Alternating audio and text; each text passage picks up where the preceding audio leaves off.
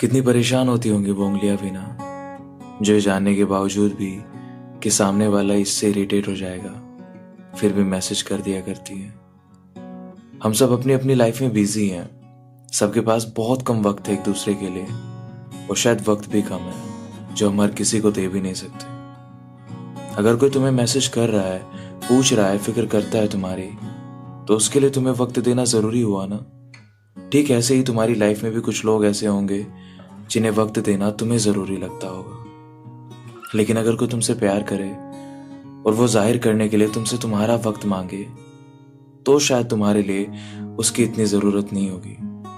लेकिन उसके लिए तो हो सकता है ना कि शायद तुम ही सबसे ज्यादा जरूरी हो। किसी से अटैच हो जाना ना बहुत अजीब है।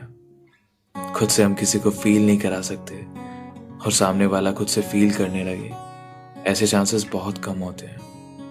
ज्यादा मैसेजेस करना, ज्यादा पॉजिटिव हो जाना गलत है, लेकिन उसको क्या खबर सही और गलत से, जिसको सिर्फ तुमसे बात करने से मतलब हो। वो शायद नहीं समझ पाता होगा कि इतना भी कोई बिजी रहता है अपनी लाइफ में।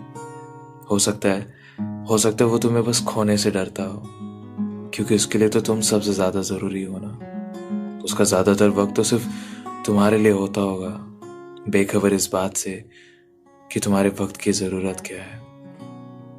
प्यार पागल कर देता है, जिसमें समझने जैसा कुछ बचता ही नहीं। शायद इसलिए क्योंकि इसकी जरूरतें ऐसी होती हैं जिनकी मंजिलें तो है, लेकिन तुम्हारे लिए कोई रास्ता नहीं। वक्त लगेगा समझाने में और समझने में खुद को, वक्त लगेगा हकीकत बनाने में इसको।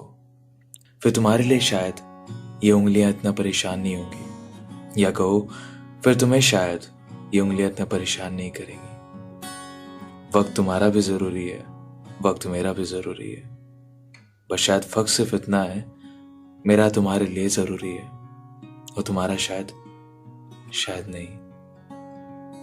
कितनी परेशान होती होंगी वो उंगलियां भी ना, जो जानने के बावजूद भी कि सामने वाला इससे इरिटेट हो जाएगा, फिर भी मैसेज कर दिया करती है, जो बेखबर इस रास्ते के चल देती है मंजिलों की ओर।